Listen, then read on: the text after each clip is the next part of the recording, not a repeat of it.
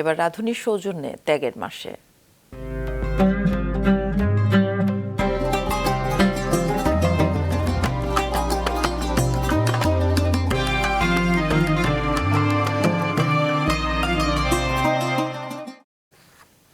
Square গ্রুপের উদ্যোগে শেষ হলো মাসব্যাপী পাবনা জেনারেল হাসপাতালের বিনামূল্যে সেহরি বিতরণ কার্যক্রম। পবিত্র রমজান মাসে এই পরিবারের সদস্যরা রাত জেগে নিজ হাতে সেহরি তৈরি করে প্রতিদিন পৌঁছে দেন অসহায় মানুষের কাছে। রাতুল ইসলাম সুমনের ক্যামেরায় উৎপল মির্জার রিপোর্ট। গভীর রাত, সবাই যখন ঘুমে তখন রমজান মাস জুড়েই স্কয়ার ফার্মার দৃশ্যপট ছিল ভিন্ন। রাত জেগে 250 শয্যার পাবনা জেনারেল হাসপাতালে চিকিৎসক, নার্স, রোগী এবং তাদের অ্যাটেন্ডেন্টদের জন্য সেহরি তৈরির কাজে ব্যস্ত এ পরিবারের সদস্যরা। পহেলা রোজা থেকে শুরু হওয়া এমন মানবিক কাজে অংশ নিতে পেরে খুশি এ গ্রুপের সহকর্মীরা।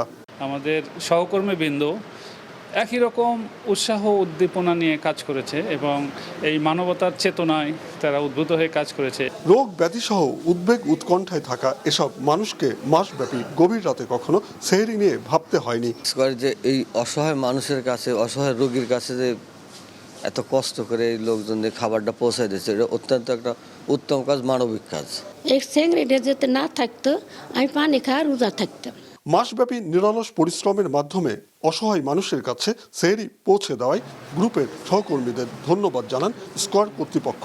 এটার সঙ্গে সংশ্লিষ্ট আমাদের যে কলিগরা, আমরা অল দ্য কলিগস প্রত্যেকে তাদের নিরলস পরিশ্রম এটার সঙ্গে ছিল।